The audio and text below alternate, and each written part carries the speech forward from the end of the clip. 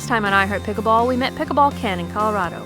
This time we travel to the San Diego area to meet the Dawson family and hear how pickleball has breathed new life into the Bobby Riggs Tennis Club.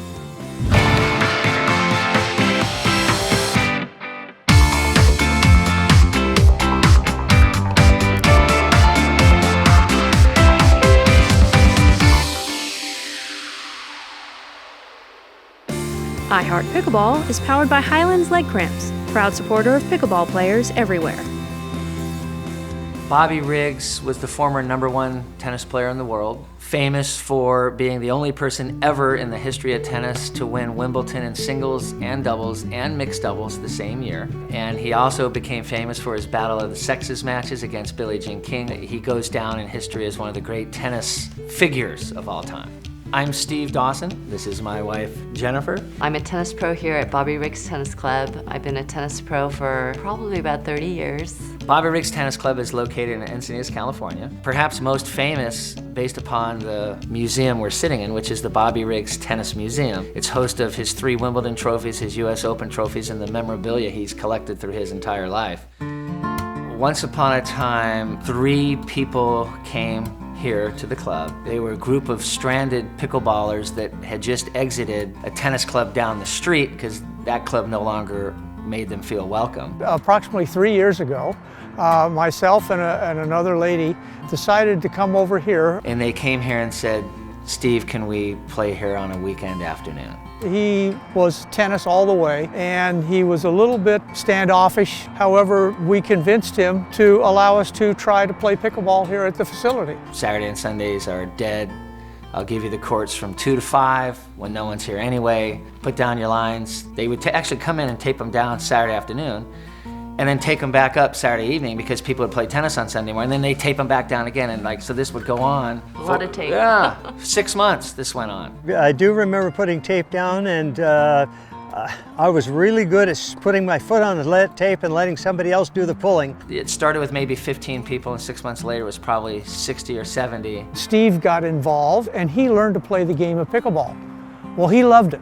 When Steve brought pickleball into Bobby Riggs, I was kind of not really sure of it, but then Steve really got hooked right away. I mean, when he first started, he just could not stop playing pickleball. He loved it, and so he was trying to get me for about 6 months to a year, trying to get me to play, and then finally I did, and I fell in love with it. And so we convinced him to lay down pickleball lines on his existing tennis courts. So we sort of put down permanent lines that didn't interfere with the tennis lines. 3 of our 7 courts were dual-purpose courts, tennis and pickleball. In June of last year, Steve was in the process of completely revamping the whole tennis surface. The courts got bad, the courts were cracked up, we had to resurface them, so since we're resurfacing anyway, why don't we convert one of the courts to permanent pickleball courts? And it just so happened to be our stadium tennis court was the court that we converted to 4 permanent courts. But at least it gave pickleball its own side of the club so that it could have pickleball on one side, tennis on the other. We debuted those 4 permanent courts out there at the SoCal Classic a year ago. That was the coming out party for the permanent courts at Bobby Riggs. And in the 3 years, we have now grown it to where we are playing 7 days a week here, sometimes open play twice a day. And since the permanent courts, I think our growth has like tripled in pickleball. It's really made a big difference.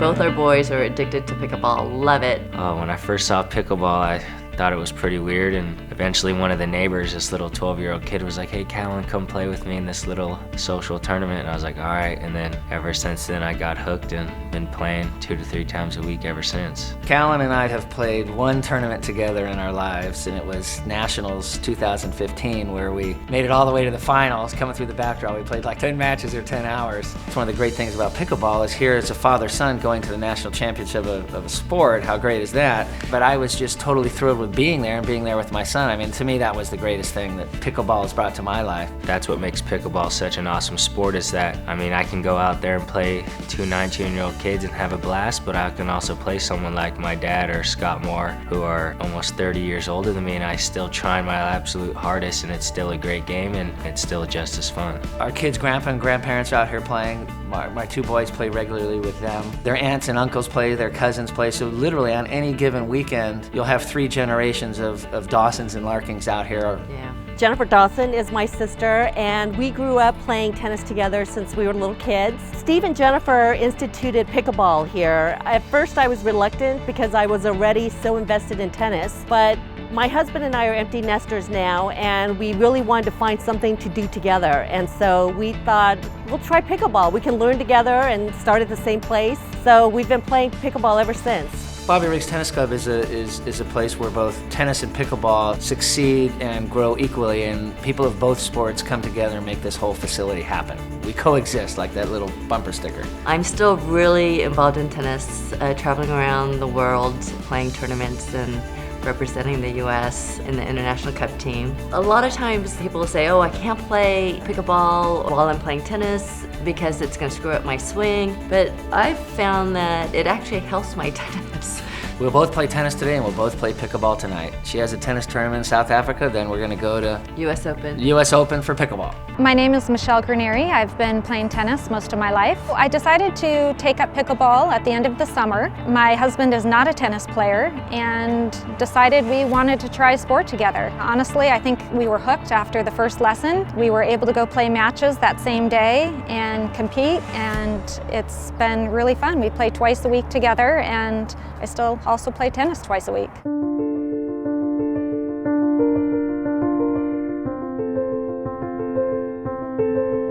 Well, I think pickleball plays a huge part of the community here at Bobby Riggs because it just brings so many people together, whether you're a pickleball player, tennis player, squash player, badminton player, racquetball. I mean, all these people come together. I love Bobby Riggs Tennis Club for the friendly community. I love being able to play a day of tennis here, and I can walk over and play pickleball and all in the same day. I am ecstatic that Jennifer and Steve brought pickleball here.